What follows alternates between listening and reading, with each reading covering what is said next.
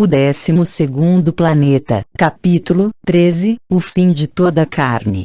A prolongada crença do homem na existência de uma idade de ouro em sua pré-história não pode, certamente, basear-se em lembranças humanas, uma vez que o acontecimento teve lugar há demasiado tempo, e o homem era demasiado primitivo para registrar qualquer informação concreta para as gerações vindouras.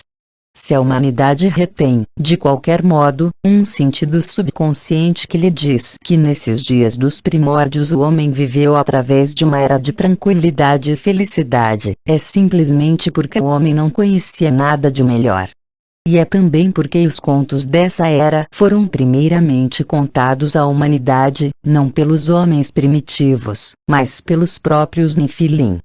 A única narração completa dos acontecimentos que sucederam ao homem após seu transporte para o domicílio dos deuses na Mesopotâmia é o conto bíblico de Adão e Eva no Jardim do Éden.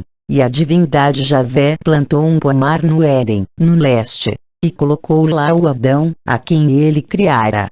E a divindade Javé fez nascer da terra todas as árvores que são agradáveis à vista, e boas para comer. E a árvore da vida estava no pomar, e a árvore da sabedoria boa e má, e a divindade Javé tomou o Adão, e colocou-o no jardim do Éden, para trabalhá-lo e guardá-lo. E a divindade Javé ordenou ao Adão, dizendo-lhe: de cada árvore do pomar comerás, mas da árvore da sabedoria boa e má, tu não comerás dela, porque no dia em que tu dela comeres, disso tu virás certamente a morrer. Embora tivessem à disposição 2 frutos vitais, os terráqueos estavam proibidos de tocar apenas no fruto da árvore da sabedoria. A divindade, nesta altura, parece não se preocupar com a possibilidade de o homem tentar alcançar o fruto da vida. Ainda assim, o homem não pôde respeitar nem sequer esta única proibição e seguiu-se a tragédia. A paisagem idílica em breve cedeu lugar a dramáticos desenvolvimentos, a que os eruditos bíblicos e os teólogos chamam a queda do homem. É um conto de ordens divinas desatendidas, de mentiras divinas, de uma serpente velhaca, mas que diz a verdade, de castigo e exílio. Aparecendo de lugar nenhum, a serpente desafiou os solenes avisos de Deus. E a serpente disse para a mulher: a divindade disse-te realmente, vos não comereis de nenhuma árvore do pomar.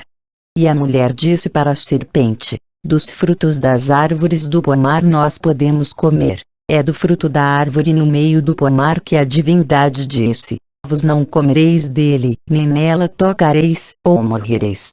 E a serpente disse para a mulher: não, com certeza vocês não morrerão. É que a divindade sabe, que no dia em que dela vocês comerem, vossos olhos abrir-se-ão, e vocês serão como a divindade conhecendo o bem e o mal.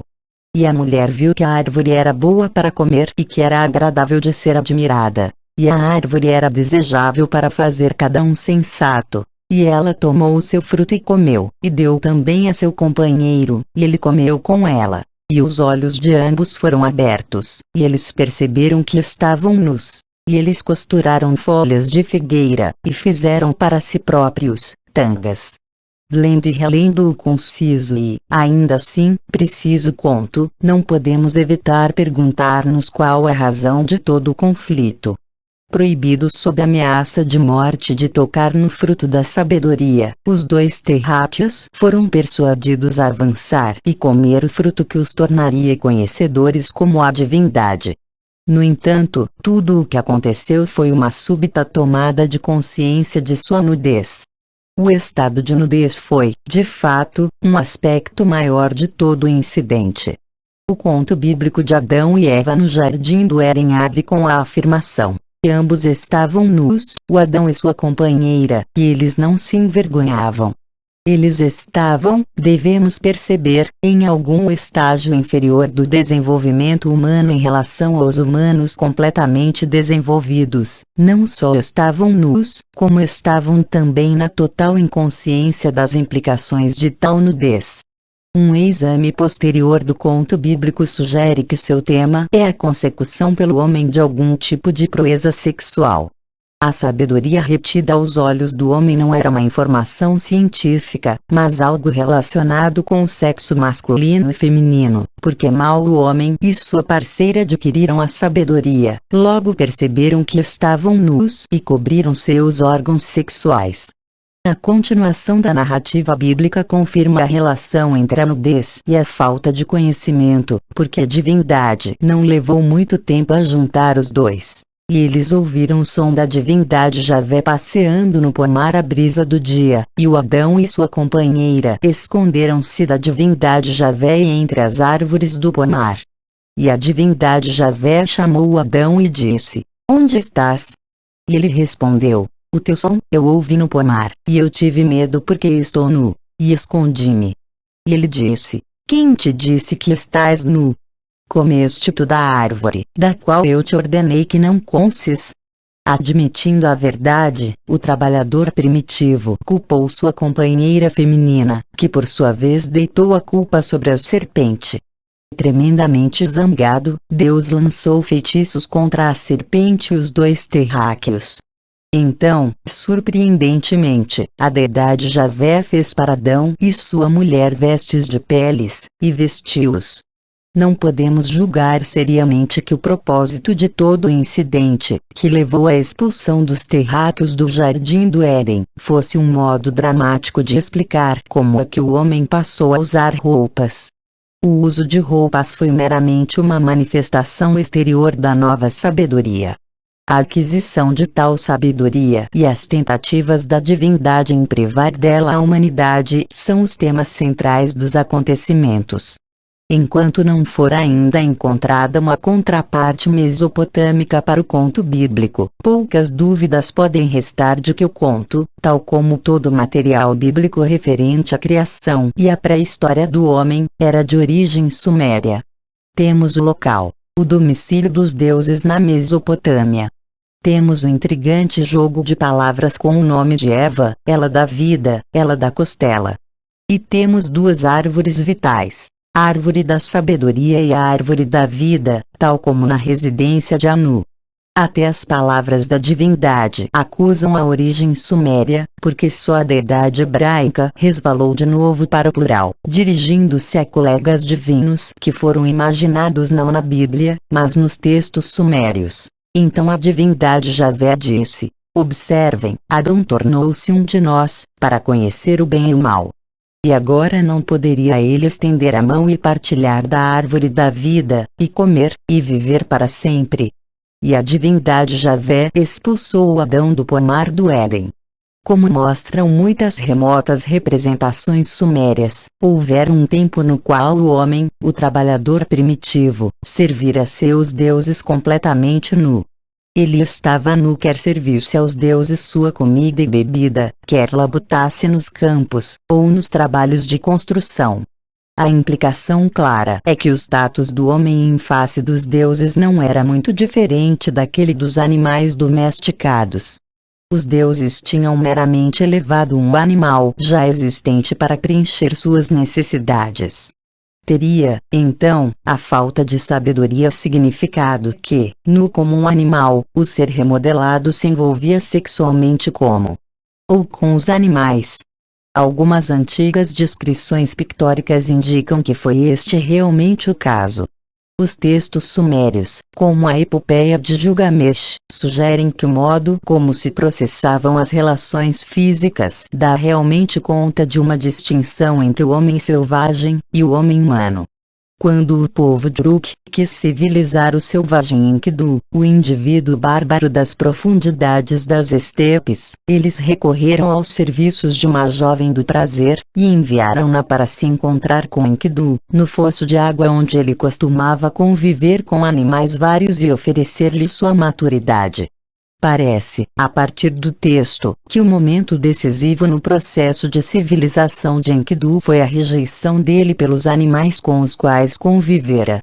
Era importante, disse o povo de Uruk à jovem, que ela continuasse a tratá-lo como tarefa de mulher até que suas bestas selvagens que cresciam nas estepes o rejeitassem.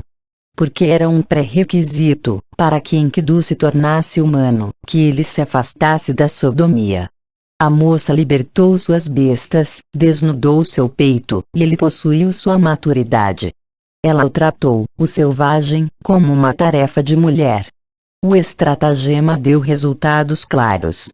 Depois de 6 dias e 7 noites, depois de estar cheio dos encantos dela, ele recordou seus antigos parceiros de entretenimento.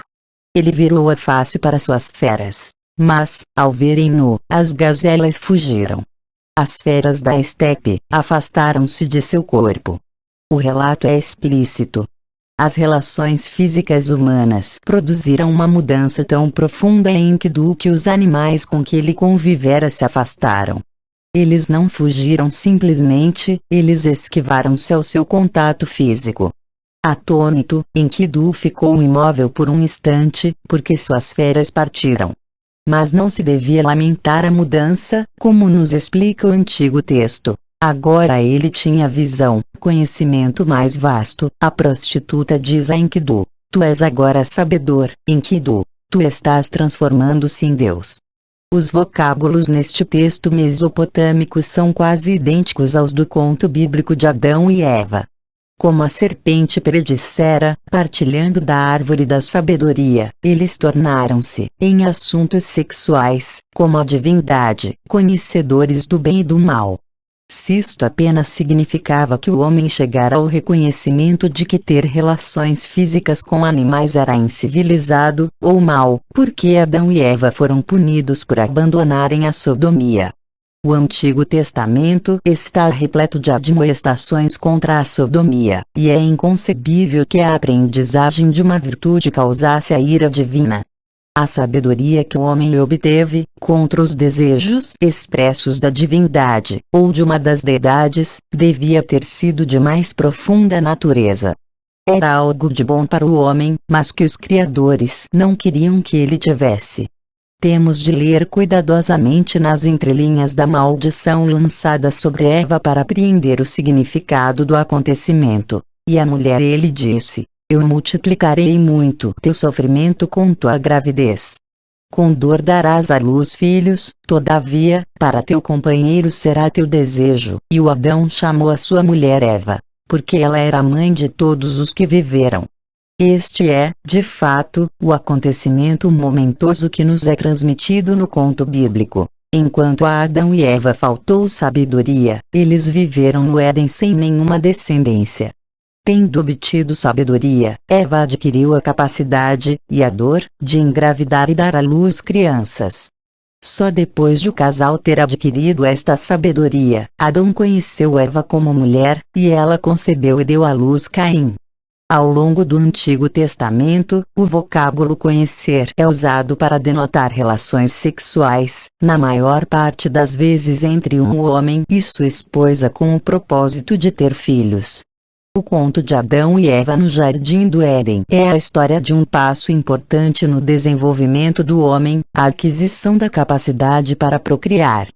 Não devia surpreender que os primeiros seres representativos do Homo sapiens fossem incapazes de se reproduzir. Qualquer que tenha sido o método usado pelos Nefilim para introduzir algum material genético na composição biológica dos hominídeos selecionados para tal fim, o novo ser era um híbrido, um cruzamento entre duas espécies diferentes, talvez relacionadas. Tal como a mula, um cruzamento entre a égua e o burro, estes mamíferos híbridos são estéreis. Através da inseminação artificial e de métodos de engenharia biológica ainda mais sofisticados, pode-se produzir a quantidade de mulas que se desejar, mesmo sem haver verdadeiras relações físicas entre o burro e a égua, mas nenhuma mula pode procriar e dar à luz outra mula.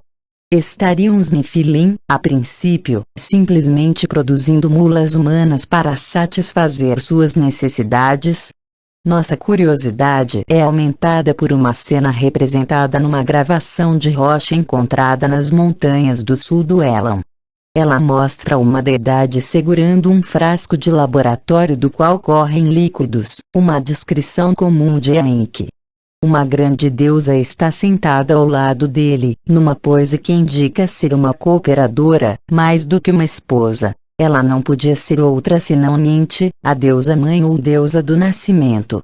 Os dois são flanqueados por deuses inferiores, reminiscentes das deusas do nascimento dos contos e da criação. Encarando estes criadores do homem estão várias filas de seres humanos, cuja impressionante e comum característica é a semelhança física de uns com os outros, como se fossem produtos do mesmo molde. Nossa atenção é também chamada de novo para o conto sumério dos machos e fêmeas imperfeitos inicialmente dados à luz por Enki e pela deusa mãe, que eram seres assexuados ou sexualmente incompletos.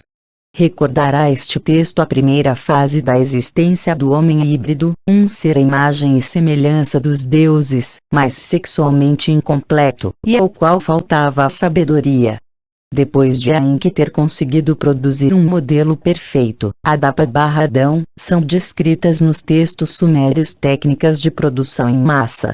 Tratava-se da implantação de óvulos geneticamente tratados numa linha de montagem de deusas do nascimento com o conhecimento prévio de que metade dessas deusas produziriam machos, e a outra metade, fêmeas. Isto não só revela a técnica pela qual o homem híbrido foi fabricado, como implica também que o homem não podia por si só procriar. A impotência dos híbridos em procriar, descobriu-se recentemente, deriva de uma deficiência nas células reprodutoras. Enquanto todas as células contêm apenas um conjunto de cromossomos hereditários, o homem e outros mamíferos são capazes de produção porque suas células sexuais, o esperma masculino e o óvulo feminino, contêm dois conjuntos. Mas este padrão único não se encontra nos seres híbridos. Atualmente são feitas tentativas através da engenharia genética no sentido de prover os híbridos com esse conjunto duplo de cromossomos em suas células reprodutoras, tornando-os sexualmente normais. Terá sido isso que o Deus, cujo epíteto era a serpente, trouxe ao gênero humano. A serpente bíblica não era, com certeza, uma mera e literal cobra, uma vez que podia conversar com Eva, conhecia a verdade acerca do assunto da sabedoria e mantinha uma posição hierárquica tão elevada que podia, sem hesitar, apresentar a divindade como mentirosa. Lembramos que nas antigas tradições, a divindade principal lutou com o adversário serpente, um conto cujas raízes remontam, indubitavelmente, aos deuses sumérios. O conto bíblico revela muitos traços de origem suméria, incluindo a presença de outras divindades. O Adão tornou-se comum de nós. A possibilidade dos antagonistas bíblicos, a divindade e a serpente, terem representado Enlil e Enki parece-nos inteiramente plausível. Seu antagonismo, como descobrimos, teve origem na transferência de Enlil para o comando da Terra, embora Enki fosse o verdadeiro pioneiro. Enquanto Enlil ficava no confortável centro de controle da missão em Nippur, Enki era enviado para organizar as operações mineiras no mundo inferior. O motim dos Anunnaki foi dirigido contra Enlil e seu filho Ninurta, e o deus que falou em nome dos amotinados foi Enki. Enki sugeriu e empreendeu a criação de trabalhadores primitivos. Enlil teve de recorrer à força para obter algumas destas maravilhosas criaturas. Como registram os textos sumérios do decurso dos acontecimentos humanos, Enki geralmente aparece como protagonista da humanidade, e Enlil como seu severo disciplinador, se não seu antagonista direto. O papel de uma divindade que deseja manter os novos humanos sexualmente oprimidos e o de uma divindade desejosa e capaz de conceder ao homem o fruto da sabedoria se ajustam perfeitamente a Enlil e a Enki. Uma vez mais, os jogos de palavras sumérias e bíblicas vêm em nossa ajuda. O termo bíblico para serpente é Naash, que significa realmente cobra. Mas o termo deriva da raiz NHSH, que significa decifrar, descobrir, e, assim, Naash podia também significar ele que pode decifrar, ele que descobre coisas, um epíteto adequado a Enki, o cientista-chefe, o deus da sabedoria dos Nefilim. estabelecendo paralelos entre o conto mesopotâmico de Adapa, que obteve sabedoria, mas não alcançou a vida eterna, e o destino de Adão. S. Langdon, Semitic Mythology, reproduziu uma descrição desenterrada na Mesopotâmia que sugere fortemente esse conto bíblico: uma serpente enlaçada numa árvore, apontando para o seu fruto. Os símbolos celestes são significativos. Lá bem em cima está o planeta da travessia, que representa Anu. Próximo da serpente está o crescente lunar, representando Enki. Muito pertinente para nossas descobertas é o fato de, nos textos mesopotâmicos, o deus que finalmente legou sabedoria a Adapa não ser outro senão Enki. Larga compreensão ele aperfeiçoou para ele, sensatez ele lhe dera, a ele, dera sabedoria. A vida eterna não lhe tinha a ele dado. Um conto ilustrado gravado num selo cilíndrico encontrado em Mari, pode bem ser uma antiga ilustração da versão mesopotâmica do conto do Gênesis. A gravação mostra um grande Deus sentado num terreno alto, elevando-se de ondas de água, uma descrição óbvia de Enki. Serpentes jorrando água destacam-se de cada lado deste trono. Landeando esta figura central estão três deuses que se assemelham a árvores. Aquele que está à direita, cujos ramos têm extremidades em forma de pênis, segura um recipiente onde possivelmente está contido o fruto da vida. O da esquerda, cujos ramos têm extremidades em forma de vagina, oferece ramos frutíferos e representa a árvore da sabedoria, dádiva dos deuses da procriação. Ao lado ainda um outro grande deus. Nossa sugestão é que se trata de Enlil. Sua raiva contra Enki é por demais evidente. Nunca saberemos o que ocasionou este conflito no Jardim do Éden, mas quaisquer que fossem os motivos de Enki, o fato é que ele conseguiu aperfeiçoar o trabalhador primitivo e criou o Homo sapiens, que podia produzir sua própria descendência. Depois que o homem adquiriu a sabedoria, o Antigo Testamento cessa de se referir a ele como Adão e adota como sujeito Adão, uma pessoa específica, o primeiro patriarca da linha do povo com o qual se preocuparia a Bíblia. Mas este amadurecimento da humanidade marcou igualmente um cisma entre Deus e o homem. A separação dos caminhos, o homem aparecendo já não como um servo mudo dos deuses, mas como uma pessoa agindo por si mesma, é descrita no livro do Gênesis não como uma decisão tomada pelo próprio homem, mas como a imposição de um castigo pela divindade. Para que o terráqueo não adquira também a capacidade de escapar à mortalidade, ele será expulso do Jardim do Éden. De acordo com estas fontes, a existência independente do homem começou não no sul da Mesopotâmia, onde os Nefilim estabeleceram suas cidades e pomares, mas sim a leste, nos Montes Zagros. Ele retirou Adão e fê-lo residir a leste do Jardim do Éden. Uma vez mais, então, a informação bíblica confirma as descobertas científicas. A cultura humana começou nas regiões montanhosas fronteiriças à planície mesopotâmica. Que pena ser a narrativa bíblica tão breve, uma vez que se trata aqui daquilo que foi a primeira vida civilizada do homem na Terra. Expulso do domicílio dos deuses, condenado a uma vida mortal, mas capaz de procriar, o homem continuou a fazer exatamente isso. O primeiro Adão, com cujas gerações se preocupou a Bíblia, conheceu sua mulher Eva, e ela deu-lhe um filho, Caim, que arou a terra. Então, Eva deu à luz Abel, que foi pastor. Insinuando como motivo a homossexualidade, a Bíblia relata que Caim lançou-se sobre seu irmão Abel e matou-o. Temendo por sua vida, a deidade deu a Caim um sinal protetor, ao mesmo tempo que lhe ordenava que se mudasse mais para leste. Levando a princípio uma vida de nômade, Caim finalmente estabeleceu-se na terra de migração, bem a oriente do Éden. Aí teve um filho a quem chamou Enoque. Inauguração e ele construiu uma cidade, e deu à cidade o nome de seu filho. Enoque, por sua vez, teve filhos e netos e bisnetos.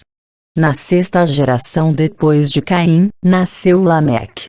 A Bíblia atribui a seus 3 filhos a condução da civilização. Jabal era o pai daqueles que residem em tendas e têm gado. Jubal era o pai de todos os que tocam a lira e a harpa. Tubal-Caim foi o primeiro ferreiro. Mas também Lameque, como seu antecessor Caim, se envolveu em assassínios, desta vez de um homem e de uma criança. Não erraremos se julgarmos que as vítimas não eram os humildes estranhos, uma vez que o livro do Gênesis se demora sobre o incidente e o considera um momento decisivo na linhagem de Adão. A Bíblia declara que Lameque reuniu suas 2 mulheres, mães de seus 3 filhos, e confessou perante elas o duplo crime, declarando: se Caim foi 7 vezes vingado, Lameque sê-lo-á 70 vezes 7. Esta afirmação, pouco entendida pelos estudiosos, deve ser entendida como relacionada ao problema da sucessão. Consideramos isto como uma confissão de Lameque para suas mulheres, que a esperança de que a maldição sobre o Caim pudesse ser redimida na 7ª geração, a geração de seus filhos, não deu em nada. Agora, uma nova maldição, muito mais longa, fora imposta à casa de Lameque. Confirmando que o acontecimento dizia respeito à linha de sucessão, os versículos seguintes informam-nos do imediato estabelecimento de uma nova e pura linhagem. E Adão conheceu de novo sua mulher, e ela deu à luz um filho e chamou-lhe Sete, alicerce, porque a divindade criou para mim outra semente em lugar de Abel, a quem Caim matou. Neste ponto, o Antigo Testamento perde todo o interesse na linha maculada de Caim e Lameque. A continuação dos eventos humanos firma-se, assim, a partir daqui, sobre a linhagem de Adão através de seu filho Sete, do primogênito deste, Enos, cujo nome adquiriu em hebraico a conotação genérica de ser humano. Foi então, diz-nos o Gênesis, que se começou a invocar o nome da divindade. Esta enigmática afirmação confundiu os estudiosos bíblicos e os teólogos ao longo dos anos. Ela é seguida por um capítulo que fornece a genealogia de Adão através de 7 Enos durante 10 gerações, finalizando com Noé, o herói do dilúvio. Os textos sumérios, que descrevem os remotos estágios em que os deuses estavam sozinhos na Suméria, descrevem com igual precisão a vida dos humanos na Suméria num tempo posterior, mas antecedente do dilúvio. A história suméria e original do dilúvio conhece seu Noé como o homem de Shurpak, a 7ª cidade estabelecida pelos Nefilim quando aterrissaram no planeta Terra. Então, em alguma época da história, os seres humanos, banidos do Éden, obtiveram permissão para regressar à Mesopotâmia, para viver ao lado dos deuses, para os servir e adorar. Tal como interpretamos a afirmação bíblica, isto aconteceu nos dias de Enos. Foi então que os deuses permitiram à humanidade o regresso à Mesopotâmia, para servir os deuses e invocar o nome da divindade. Ansioso por chegar ao próximo acontecimento épico da saga humana, o dilúvio, o livro do Gênesis fornece pouca informação além dos nomes dos patriarcas que sucederam a Enos. Mas o significado do nome de cada patriarca pode sugerir os acontecimentos que tiveram lugar durante seu período de vida. O filho de Enos através de quem se continuou a linhagem pura foi Cainão, pequeno Caim. Alguns estudiosos tomam o nome para significar ferreiro. O filho de Cainã era Malaleel, orador de Deus. A ele se seguiu Jered, ele que descendeu, e seu filho foi Enoque, o consagrado, que com 365 anos, foi levado para as alturas pela divindade. Mas, 300 anos antes, com 65 anos, Enoque tivera um filho chamado Matusalém. Muitos estudiosos, seguindo Letia de Jeffreys, Ancient Breve Names, ter significância and historical value, antigos nomes hebraicos, sua significação e valor histórico, traduzem Matusalém como homem do mício. O filho de Matusalém chamava-se Lameque, significando ele que foi humilhado. E Lameque teve Noé, descanso, dizendo: que este nos conforte em nosso trabalho e no sofrimento de nossas mãos na terra que a divindade amaldiçoou. A humanidade, ao que parece, passava grandes privações, à altura do nascimento de Noé. O trabalho árduo e a fadiga não a levavam a parte alguma, uma vez que a terra, que os devia sustentar, estava amaldiçoada. Estava armado o cenário para o dilúvio, o momento do evento, que iria varrer da face da terra não só a raça humana, mas toda a vida da terra e dos céus. E a divindade viu que a perversidade do homem era grande na terra, e que cada desejo dos pensamentos em seu coração era apenas maldade em cada dia. E a divindade arrependeu-se de ter feito o homem sobre a terra, e seu coração entristeceu. E a divindade disse: Eu eliminarei da face da terra os terráqueos a quem criei. Estas acusações categóricas são apresentadas como justificativas para as drásticas medidas de acabar com toda a carne. Mas as citadas acusações são pouco específicas, e estudiosos e teólogos não encontram respostas satisfatórias referentes aos pecados ou violações que tanto aborreceram a divindade. O uso repetido do termo carne, tanto nos versículos de acusação, como nas proclamações de julgamento, sugere, é claro, que as corrupções e as violações relacionavam-se com a carne. A deidade preocupava-se com o perverso desejo dos pensamentos do homem. O homem podia parecer, tendo descoberto o sexo, tornar-se maníaco sexual. Mas só muito dificilmente podemos aceitar que a divindade decidisse varrer a humanidade da face da terra simplesmente porque os homens faziam demasiadas vezes amor com suas mulheres. Os textos mesopotâmicos falam livremente, eloquentemente de sexo e amor entre os deuses e suas consortes, de amores ilícitos entre uma donzela e seu amante, de amor violento, como no caso de violação de Ninlil por Enlil. Há uma profusão de textos descrevendo o ato amoroso e a própria relação física entre os deuses, com suas consortes oficiais, ou com concubinas não oficiais, com suas irmãs e filhas e até netas. Fazer amor com estas últimas era o passatempo favorito de Enki. Tais deuses não podiam, com toda a justiça, voltar-se contra a humanidade por esta se comportar como eles próprios o faziam. O verdadeiro motivo da divindade não era mera preocupação com a moralidade humana. A repugnância avassaladora era causada por uma propagada degradação dos próprios deuses. Visto sob esta luz, torna-se claro o significado dos desconcertantes versículos de abertura do capítulo 6 do Gênesis. E assim aconteceu, quando os terráqueos começaram a aumentar em número, sobre a face da terra, e lhes nasceram filhas entre eles. Os filhos das deidades viram as filhas dos terráqueos, e elas eram compatíveis, e eles levaram para eles próprios, esposas de todas as que escolheram. Como esclarecem estes versículos, foi nessa altura, quando os filhos dos deuses começaram a envolver-se sexualmente com a descendência dos terráqueos, que a divindade gritou: basta! E a divindade disse: o meu espírito não protegerá o homem para sempre. Tendo se extraviado, ele é apenas carne. Esta afirmação permaneceu enigmática durante milênios. Lida à luz de nossas conclusões referentes à manipulação genética na criação do homem, os versículos encerram uma mensagem para nossos próprios cientistas. O espírito dos deuses, a perfeição genética da humanidade, começou a deteriorar-se. O gênero humano extraviara-se, voltando assim a ser apenas carne, mais próximo de suas origens animais simiescas. Podemos agora compreender a ênfase colocada no Antigo Testamento na distinção entre Noé, um homem íntegro, puro em suas genealogias, e a terra inteira que estava corrompida. Contraindo matrimônio com homens e mulheres de pureza genética decrescente, os deuses sujeitavam-se também à deterioração.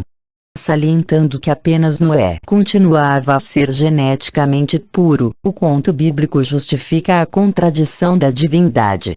Tendo decidido eliminar toda a vida da face da terra, resolveu salvar Noé, seus descendentes e todos os animais limpos e outras feras e aves para manter vivas sobre a face de toda a terra. O plano da divindade para anular seu objetivo inicial consistia em alertar Noé da catástrofe que se avizinhava e orientá-lo na construção de uma arca capaz de se manter na água, arca esta que levaria as pessoas e as criaturas que se pretendia salvar. A notícia foi dada a Noé 7 dias apenas antes do início da catástrofe. De um modo ou de outro, ele conseguiu construir a arca e impermeabilizá-la, juntar todos os seres e colocá-los e a sua família a bordo e ainda abastecer a arca de provisões no tempo concedido. E assim aconteceu, depois dos 7 dias, que as águas do dilúvio estavam sobre a terra. O que veio a acontecer está mais bem descrito nas próprias palavras da Bíblia. Naquele dia, todas as nascentes do grande abismo se abriram jorrando, e os diques do céu foram abertos, e o dilúvio esteve 40 dias sobre a terra, e as águas aumentaram e levantaram a arca, e ela foi elevada acima da terra. E as águas tornaram-se mais fortes, e aumentaram muitíssimo sobre a terra, e a arca flutuou sobre as águas. E as águas tornaram-se excessivamente fortes sobre a terra, e todas as altas montanhas foram cobertas. Aquelas que estão sob todos os céus, 15 cúbitos acima delas se manteve a água, e as montanhas foram cobertas. E toda a carne pereceu. O homem, o gado e os seres rastejantes, e as aves dos céus, foram riscados da superfície da terra. E apenas Noé foi deixado, e aqueles que estavam com ele na arca. As águas mantiveram-se sobre a terra 150 dias, até que a divindade fez com que um vento passasse sobre a terra, e as águas foram acalmadas. E as nascentes do abismo foram represadas, como foram os diques do céu, e a chuva dos céus foi presa. E as águas começaram a recuar sobre a superfície da terra, indo e vindo. Depois de 150 dias, as águas eram menos, e a arca descansou nos montes de Ararat. De acordo com a versão bíblica, a provação da humanidade começou no ano 600 da vida de Noé, no 2º mês, no 17º dia do mês. A arca permaneceu nos montes de Ararat no 7º mês, no 17º dia do mês. A subida das águas e seu gradual recuo, o suficiente para baixar o nível da água e fazer a arca descansar nos picos de Ararat, durou, então, 5 meses completos. Então as águas continuaram a diminuir, até que os picos das montanhas, e não apenas os dos imponentes Ararat, puderam ser vistos no 11º dia do 10º mês, quase 3 meses depois. Noé esperou mais 40 dias. Então ele enviou um corvo e uma pomba para ver se as águas diminuíram na superfície da terra.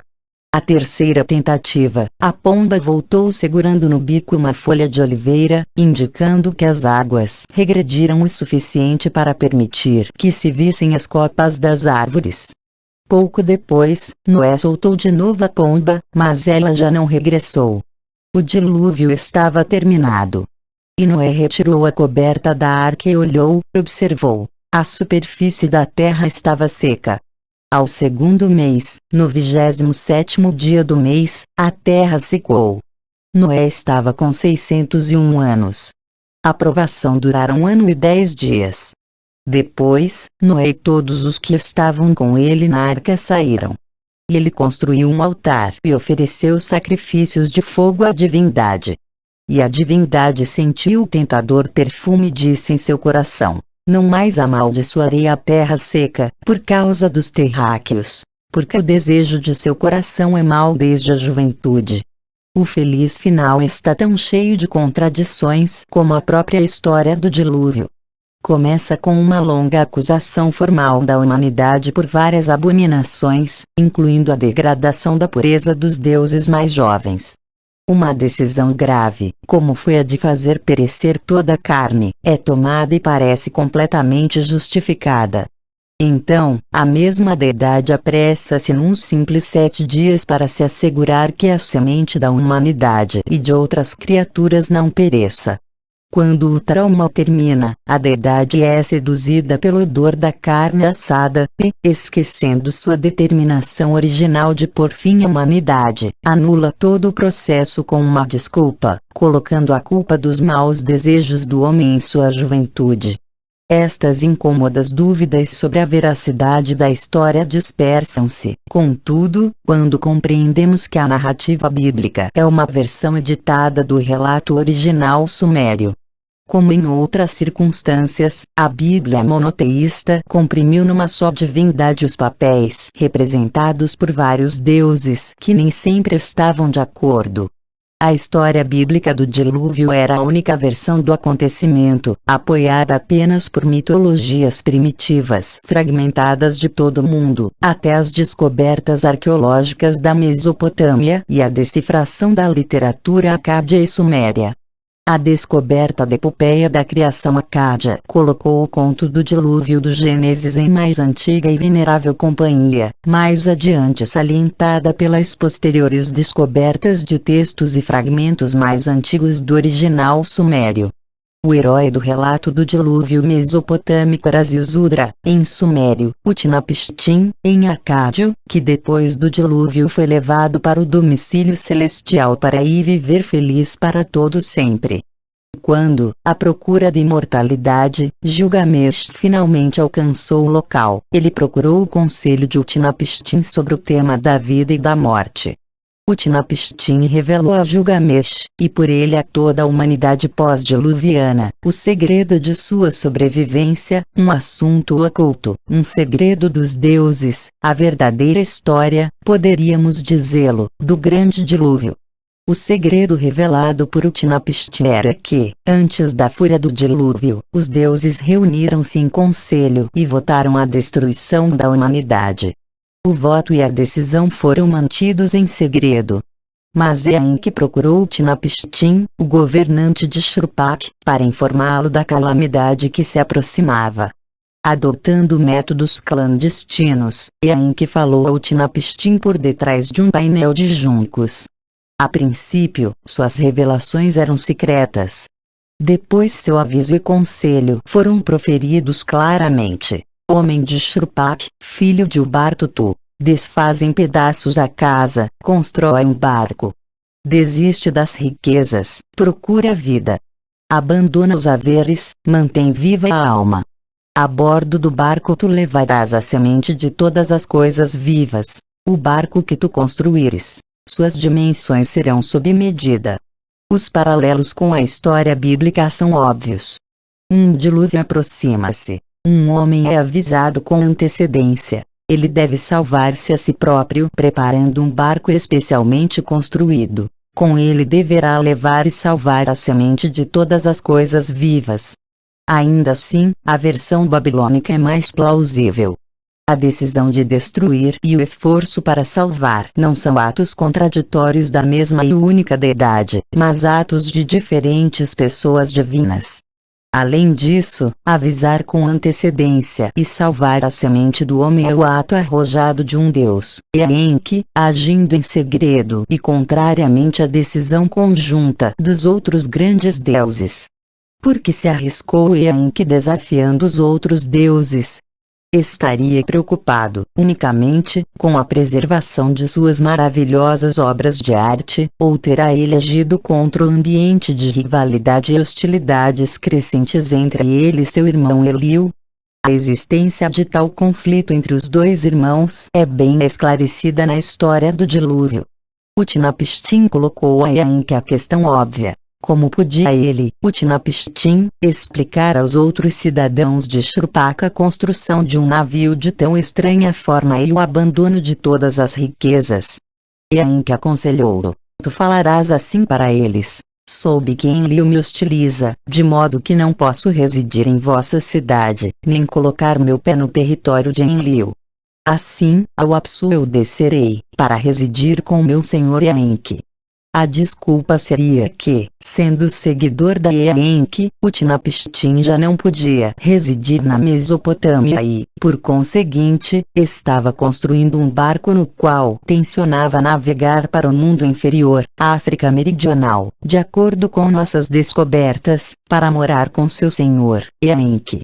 Os versos que se seguem a este momento sugerem que a região sofria uma estiagem, ou fome. Utnapishtim, a conselho de Enki, devia assegurar aos residentes da cidade que, se Enlil o visse partir, a terra voltaria, de novo a se encher dos bens da colheita.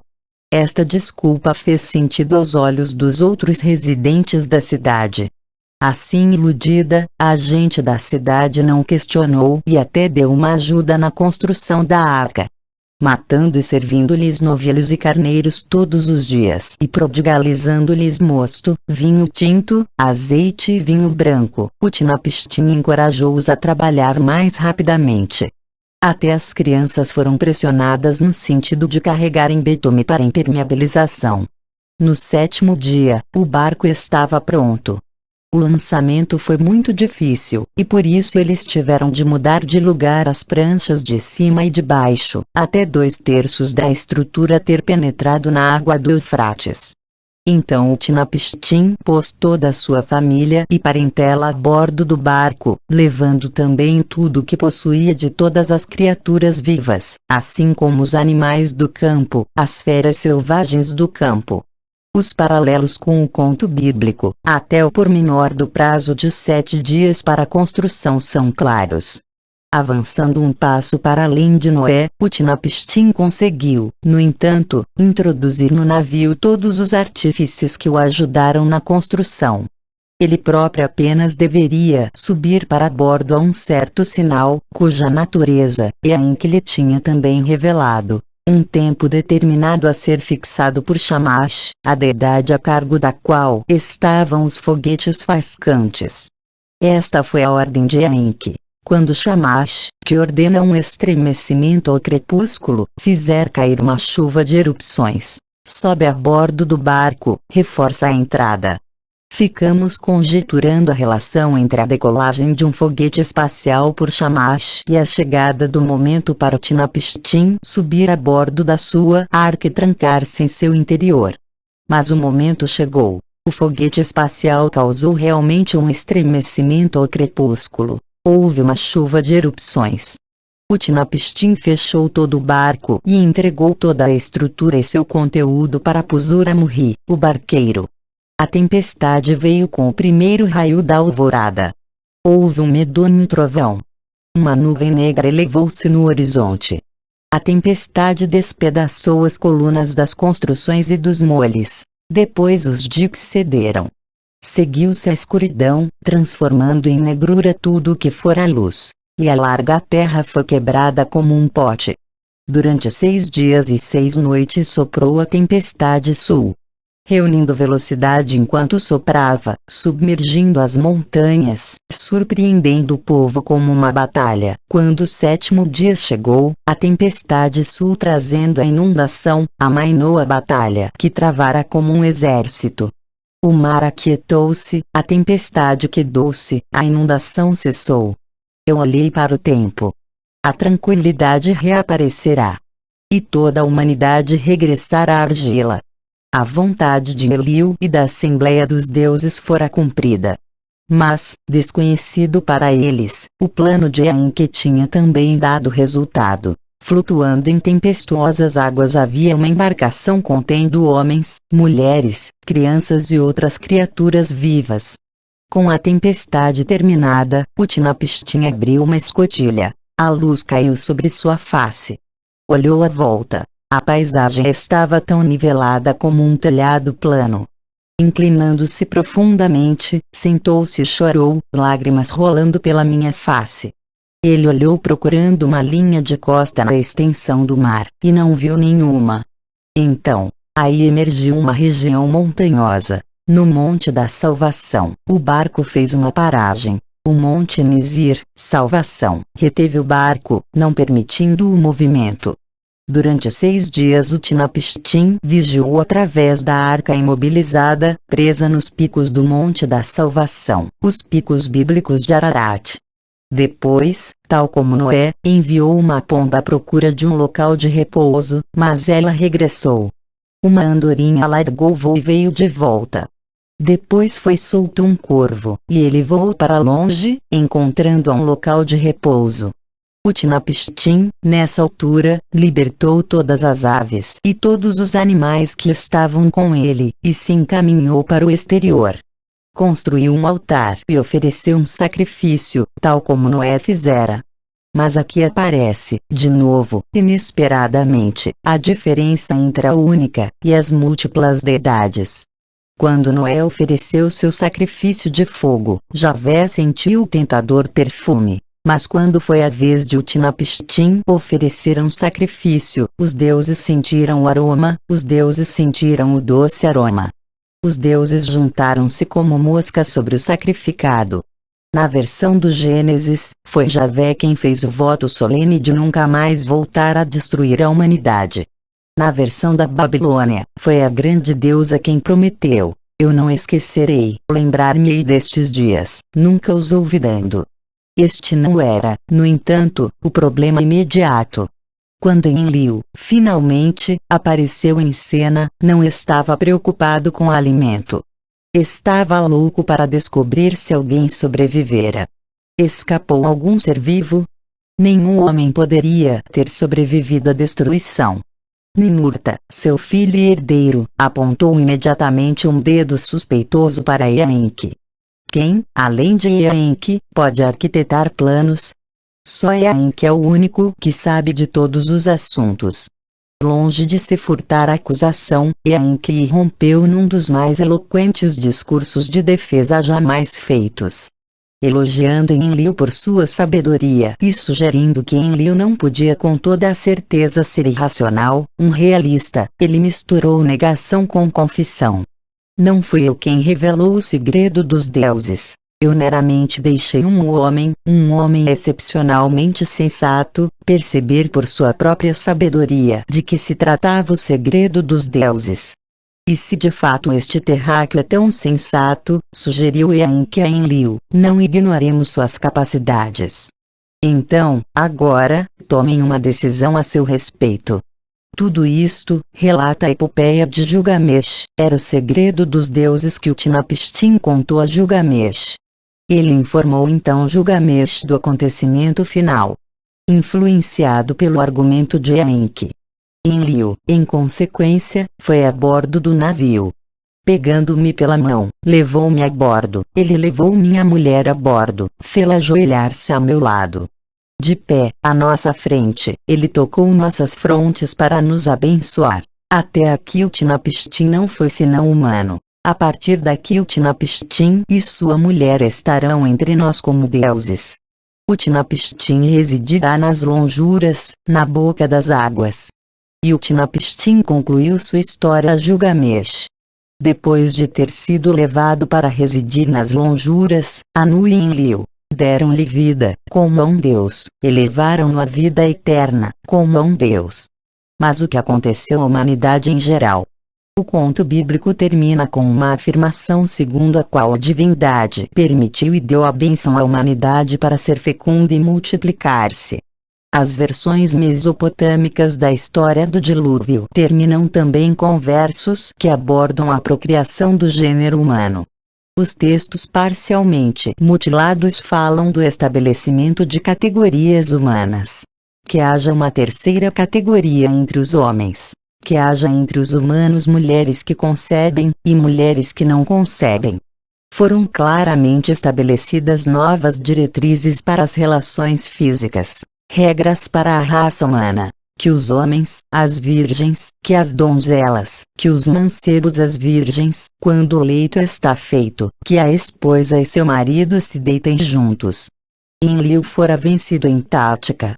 A humanidade fora salva, e fora-lhe permitida a procriação. Os deuses franquearam a terra ao gênero humano.